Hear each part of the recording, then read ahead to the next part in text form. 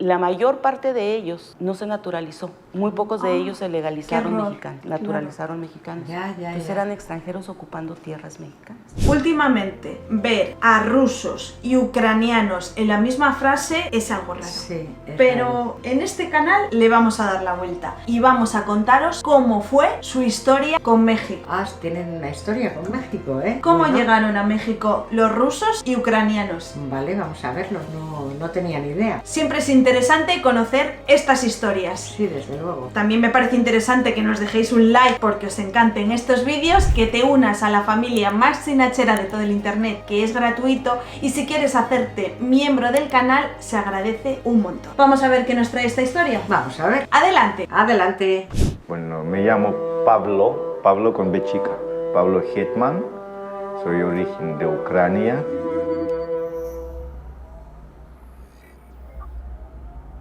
Soy músico, soy maestro de música, soy maestro del fagot. Él toca fagot y yo toco piano en la orquesta de Baja California.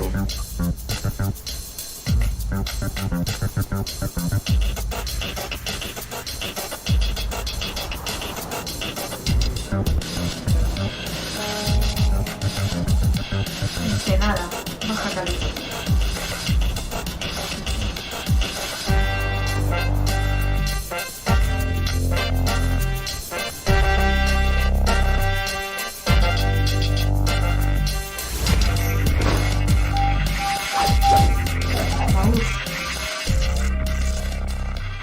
Me llamo Olga Pavlovska, yo soy de Rusia, pero desde noviembre del año pasado vivo aquí en México. Claro que yo encontré aquí mi novio y él visitó Rusia, él conozca mi país, pero dije que para vivir no, vamos a vivir en México.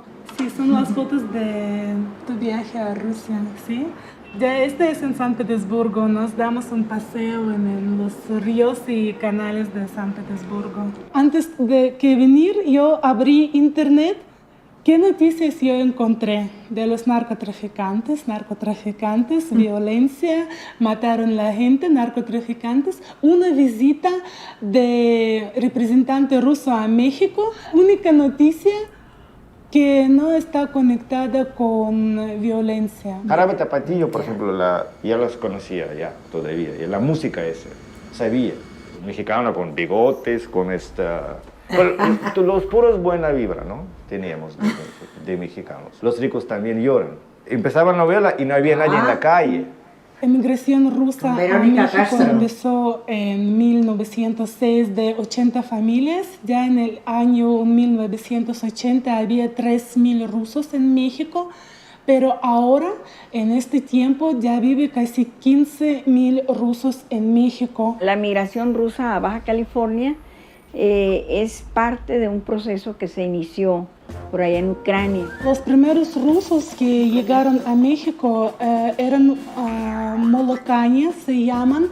Es una secta religiosa. La diferencia entre ellos y ortodoxos es que malacaña, durante el tiempo cuando otros ortodoxos no toman leche, no comen huevos, no pueden comer carne, malacañas siguen tomando leche. Leche es malacó en ruso. No sabía que no. Y esta religión predica sobre todo la paz y el trabajo. Y habían tenido un acuerdo con el gobierno ruso de que no los iban a meter al ejército. Cuando Rusia se vio involucrada en varias guerras a finales del siglo, entonces los quisieron alistar en el ejército y empezaron a salir de allá. En 1905 llegaron al Valle de Guadalupe, compraron el Valle de Guadalupe, un buen número de hectáreas, un grupo de familias rusas que venían de Los Ángeles. La historia de mis abuelos es cuando decidieron venirse al valle, ya habían tratado los terrenos con el dueño. Hicieron el trato y obtuvieron el visto bueno del gobierno para venirse a asentar en estas tierras. Lo compran la mitad, lo pagan en pesos oro, y la otra mitad la pagan con la mitad de sus cosechas durante un determinado número de años. Porque toda esta gente que viene, la gran mayoría, si es que no toda, son de origen campesino. Los niños pequeños, por ejemplo, no aprendían español hasta que estaban ya más grandes. En el valle hubo escuela, había una escuela mexicana, porque bueno, no eran los únicos que habitaban ahí. Había iglesia, la Sabraño, donde se hacían los servicios dominicales y todo tipo de servicios, ya sabes, bautizos, bodas, funerales, ¿no? Una de las familias que impulsó la industria vitivinícola en Baja California fue la familia Vivayov. Y es el nieto de los primeros inmigrantes Vivayov el que fundó las bodegas del Valle de Guadalupe, que luego dieron origen a los vinos Vivayov, producidos en el rancho Toros Pintos. Nos hemos dedicado pues al trabajo agrícola principalmente, y de ahí viene la Sabía yo tradición que de los estar rusos haciendo vino. se dedicaban La al mayoría vino, de los a la inmigrantes uva. rusos pertenecen a la Iglesia Ortodoxa rusa. Pero también hay grupos descendientes de judíos rusos que migraron después de la Revolución de 1917, además de los molocanes que residen en Baja California. Se repartieron entre los 100, les tocaba una tierra buena, un pedazo de tierra buena, otro de tierra menos buena Baldío. y un tercer pedazo de tierra que utilizaban para los animales. De esa manera se distribuyeron esas 5,000 hectáreas. No dejaron sus usanzas de pueblos que finalmente venían de una cultura de guerra, de prevención, Claro. de De guardar, guardar. de ahorrar. Una costumbre curiosa porque ellos podían tomar té, el chai que le dicen ellos, las veces que quisieran. Entonces les servían el té en un platito hondo, les servían en un vaso y lo vaciaban al platito para que se enfriara y de ahí se lo tomaban. Cuando ya se habían tomado varios vasos de té, entonces acostaban el vaso y eso significaba que ya no querían. Y siguen viviendo ahí, vamos a decir, felices y contentos durante Qué muchos chulo. años, hasta que se da el fenómeno del agrarismo en México en los años 50.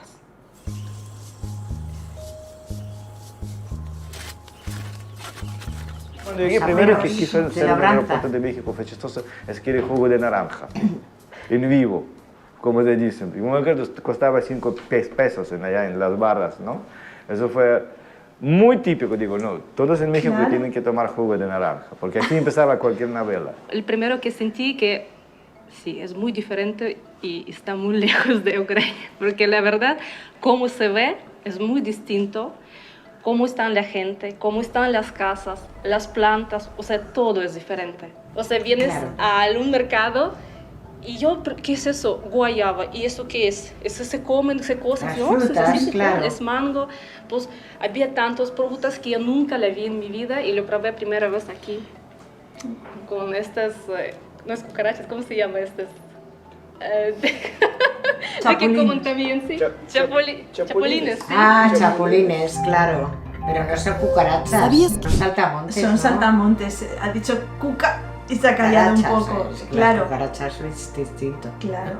Aquí en Europa, Ucrania también es un poco el granero de Europa. Sí. Y si ella tiene ese choque cultural, imagínate otros países, ¿no? Claro. Que no tienen todo el campo que tiene Ucrania, porque Sí. se supone que todavía el sector primario en Ucrania es súper importante. Sí, es verdad. Luego, los vinos de California. Tenemos que probar eso. Mira que yo no soy de vino, pero me ha creado una necesidad de Yo, es que esa ruta de vinos de Baja California, eso la tengo que hacer. un vinito y un queso. La ¿no? tengo que hacer, porque me encanta, soy enóloga yo. Sí, nos lo apuntamos en nuestro libro de sueños para el Sí, siguiente. Exacto.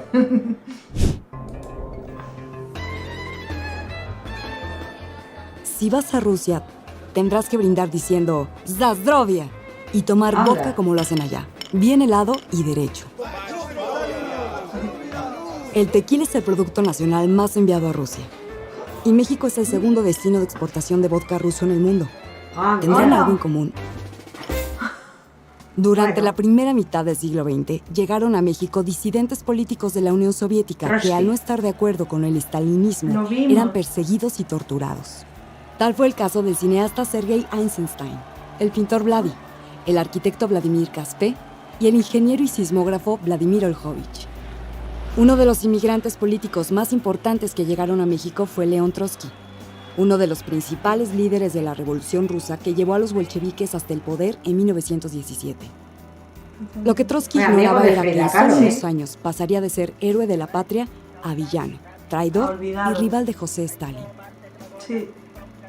Comunista. Gracias a las gestiones hechas por el pintor mexicano Diego Rivera, Fiel simpatizante de la filosofía trotskista, en 1937 Trotsky encontró asilo político en México bajo el mandato del presidente Lázaro Cárdenas. Desde su casa en el barrio de Coyoacán, Trotsky encabezaba el movimiento internacional de izquierda conocido como trotskismo. Trotsky murió asesinado el 21 de agosto de 1940 por órdenes de Stalin mientras trabajaba en su casa en México. Sus descendientes la conservan como el Museo de Trotsky. En Rusia, cuando cambiaron régimen de la monarquía al tiempo soviético, empezó bolchevismo. También mucha gente quería quedar porque sus vistas políticas estaban diferentes y no querían continuar a vivir con bolchevismo en el país soviético. Mi dieda, mi abuelo, llegó en el 24. Yo crecí en una familia donde mi abuelo, por ejemplo, se sentía tan orgulloso que Lázaro Cárdenas le hubiera dado un papel de bienvenida al país. Cárdenas, cuando le sirvieron el té, había en un platito sal y en otro había azúcar, y se equivocó, y entonces le echó sal, y se echó el trago de té con sal, y se lo tomó, se aguantó, pero todo el mundo se dio cuenta que le había echado sal. Entonces seguramente ya no quiso más, ¿no? Ha de haber acostado el vaso. Y cuando se va, le manda una carta al gobernador Rodolfo Sánchez Taboada, donde le dice que respete las tierras de los rusos. Toda la tierra que compraron estaba a nombre de 3 o 4, solamente hicieron una cooperativa. Y la mayor parte de ellos, o sea, la mayoría, no se naturalizó. Muy pocos de ellos se legalizaron mexicanos, se naturalizaron mexicanos. Entonces eran extranjeros ocupando tierras mexicanas. Claro. Y se fueron, pacíficamente dejaron ahí sus tierras. Todavía muchas tierras de las que ahora se están lotificando son de propiedad de los rusos. Pues muchos rusos emigraron a Estados Unidos y nos quedamos unos poquitos. Iba a decir, ¿y dónde se fueron? Niño. Entonces fuimos a la escuela y éramos muy agredidos porque éramos comunistas, extranjeros, terratenientes. A veces extrañamos, Dios mío. claro. Extrañamos los amigos, como normal, ¿no? Como la mamá, extrañas a su familia, todo eso, sí. El costumbre de ver bosque, o ver los árboles, ¿no? Eso es, también aire, ¿no? Cuando con sol cae nieve, cuando los árboles como que están cubiertos con unos vestidos blancos, se ve hermoso.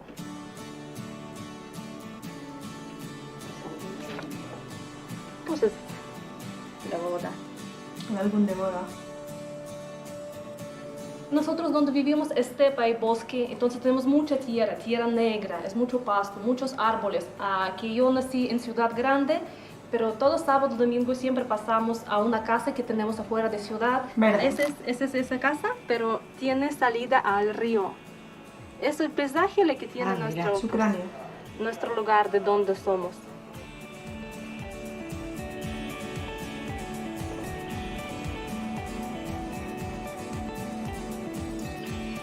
Qué bonito. Es en Bellas Artes cuando tocamos, primero en 1993. Mira, Bellas Artes, ¿eh? Es de las primeros que cuando llegué conmigo, la música. Pero si quieres aquí dice, el año 49 todavía. Son los ejercicios para mi instrumento, para el fagot. Yo llegué a México. Cuando llegué, obviamente fuimos con los amigos en Moscú, nos emborrachamos, ¿no? Yo regalé todo lo que tenía, digo, ya voy a empezar otra vida. En Rusia, en el año 1991, cuando estaba roto Unión Soviética y empezó perestroika, empezaron muchos cambios, positivos y negativos. Claro. Una tercera inmigración rusa se dio a fines de los años 80 y 90.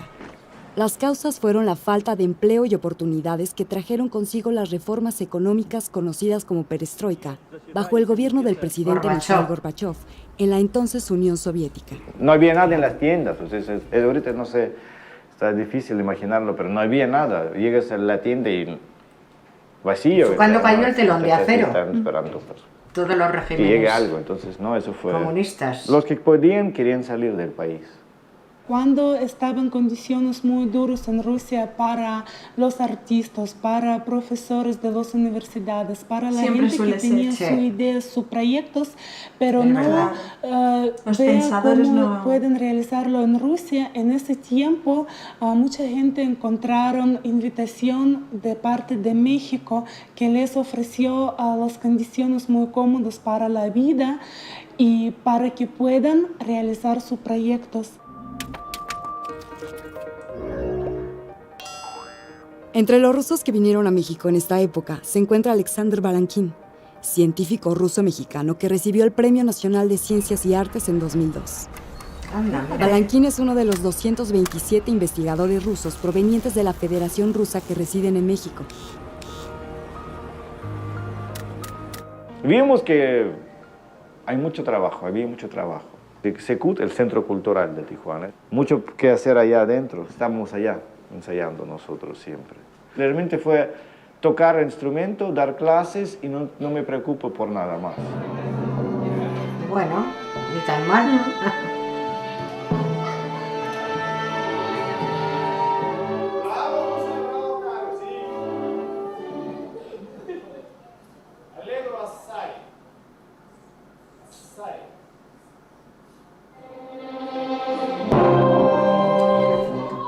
Estamos dando clases, aprender el idioma a sus alumnos, preguntando, oye, ¿cómo se llama la mesa? Él me dice, la mesa, maestro. Ah, ok, la mesa, ponte. ¿Cómo se llama eso? Dedo. Recíproco. 27, alientos, creciendo. 1, 2 y 3.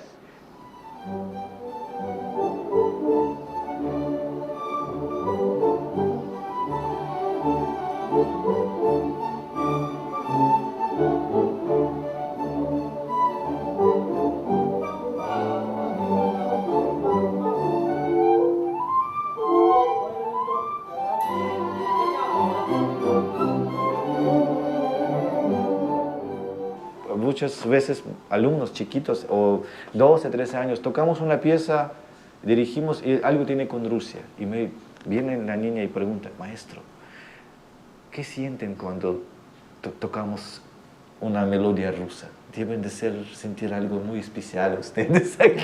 Sí, ay, muchas gracias. Sí, cierto. Nos gusta tanto cuando ustedes Qué majos. tocamos algo ruso. Nos parece que es como un regalo por los reyes. Y la niña, ¿cómo hace ballet?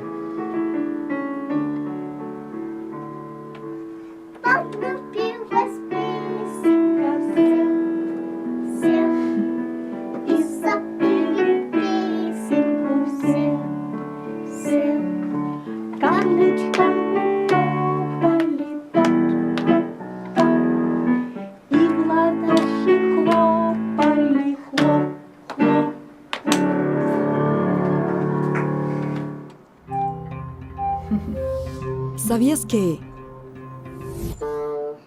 el himno oficial de muchos de los partidos comunistas y socialistas de todo el mundo es la Internacional? Internacional. Fue el himno de la Unión Soviética durante varios años y escrita originalmente en francés.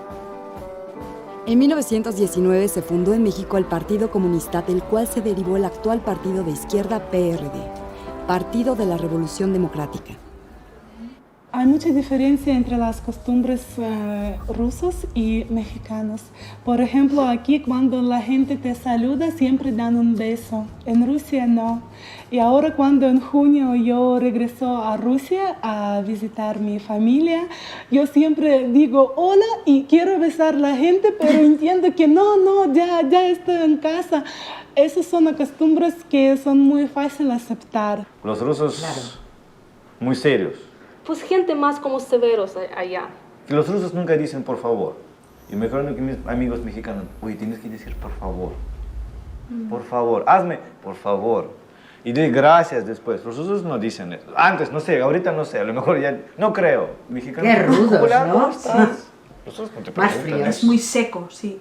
Y menos, muy bien. Aquí no importa qué te pasó, que en la vida te cayó el techo, te dices, muy bien, muy bien. O también los mexicanos dicen, oye, ¿cómo estás? Y se fue. Ay, tú le quieres decir... Los rusos cuando les preguntas, los primeros, ¿cómo estás? Siempre decimos, está bien, normal. Lo que me gusta mucho de los mexicanos es que no son enojones, ¿no? Entonces, amabilidad de los mexicanos, yo creo, y es una cosa muy importante, que se facilita mucho la vida. Ay, no sé cómo decir. Quería decir que cómo pasó con nuestra casa. Vino uno y dice, es mi tierra, ¿no? Pues así, Y bueno, lo nos que tocó. construyeron, entonces vino uno y dice que su casa es mi casa. Mi casa, así nos pasó. Y yo no pensaba que tengo tantos amigos. Desde mis alumnos, desde mis compañeros, me vinieron trajeron llaves de la casa. Dice, aquí tengo. Pues maestra, por favor, si lo necesitas, se ofrezcan. Digo, si yo sabía que tengo tantos amigos, tal vez no deberíamos comprar la casa. Sí hay ricos, ¿verdad? Pero también la mayoría del pueblo no tienen muchas cosas, ¿verdad? A lo mejor eso es lo que nos conectaba mucho. No teníamos nada allá. Mexicanos muchos tampoco tienen. Entonces, como que las clases sociales iguales, no sé. Claro, entonces, día a día. Siempre se me hizo más fácil entenderlos. Mayo Paruski lo hablaba, rezaba todas las veces en ruso entonces. Naemia Pratsov Zen y Duham. Amén. De los valles que hay en el municipio de Ensenada, el de Guadalupe son los más productivos. Y esto se debe al trabajo que ellos realizaron pues desde los cimientos de esa comunidad, porque fue un trabajo muy arduo, el limpiar los terrenos, el hacerlos producir, llevar los productos a Ensenada. Era una hazaña ir a Ensenada. Entonces yo creo que es un ejemplo de productividad, de honestidad, lo que los rusos nos dejaron ahí en el Valle de Guadalupe.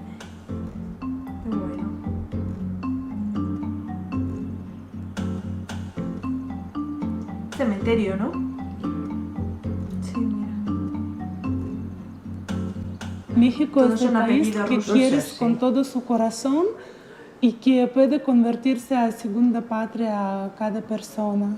Tiene algún ambiente muy especial, pero muy cerca a la alma rusa.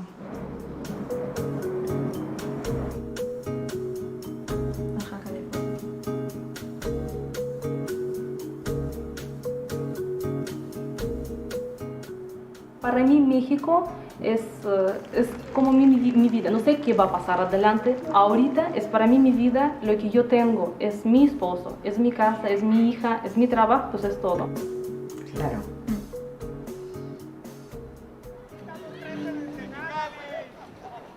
Ahorita digo, me siento muy bien, me siento feliz y falta detallitos, pero en general sí.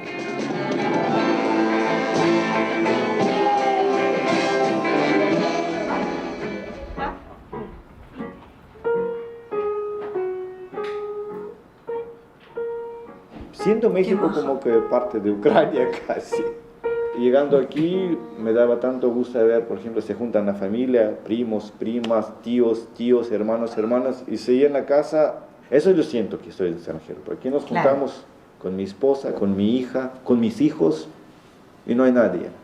Claro. No, eso es que me falta, la familia aquí. Claro. ¿Lo demás? Creo que en México me gustaría regresar al bosque, de donde salí.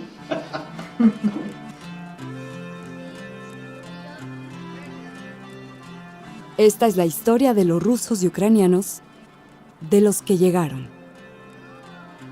Qué bonito. Me encantan estas fotos.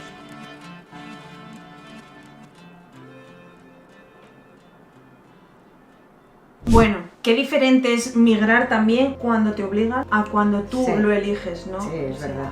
No tiene nada que ver. Es una bonita historia, ¿eh? Sí, porque cómo trabajaron la tierra, ¿verdad? Desde ceros, comprar la tierra, prepararla. Eso es futuro, eso es pensar en futuro. Es pensar en que te vas a sentar ahí. Claro, aunque muchos no se quedaron por no naturalizarse y fue un error suyo, pero qué bonito, ¿no? Pensar en eso, en futuro. En este país me ha regalado la oportunidad de volver a empezar. Y un país que les ha cogido también. Claro, eso es. Que es difícil tener que irte de tu país porque las ideas políticas no concuerdan con las tuyas o porque te obligan a irte. Y qué bonito es tener a dónde ir, ¿no? Y que te acojan bien. Eso es. Fíjate, dice que llegaban con la cultura del guardar. Aquí ha habido mucho tiempo esa cultura, ¿no? Es verdad. Mi bisabuela iba a a su casa y en todos los botes había cosas, porque las guardaba por si acaso Que sí, algún sí, día toda las la vida. fuese a necesitar. Esa cultura de vivir una guerra, de sufrir el día a día y pensar que mañana igual lo necesitas, es complicado de olvidarlo. Bueno, mi madre vivió la guerra civil. Claro, eso es. Sí, esa, tenía 13 años. claro, O esa sea, que le cultura, marcó claro, también. totalmente. Te cambia tu perspectiva y tu manera de ser, totalmente. Y luego, estas personas, estos músicos que llegaron desde una Ucrania que les gustaba, que no, Sí. ese no era el problema, pero llegaron para crecer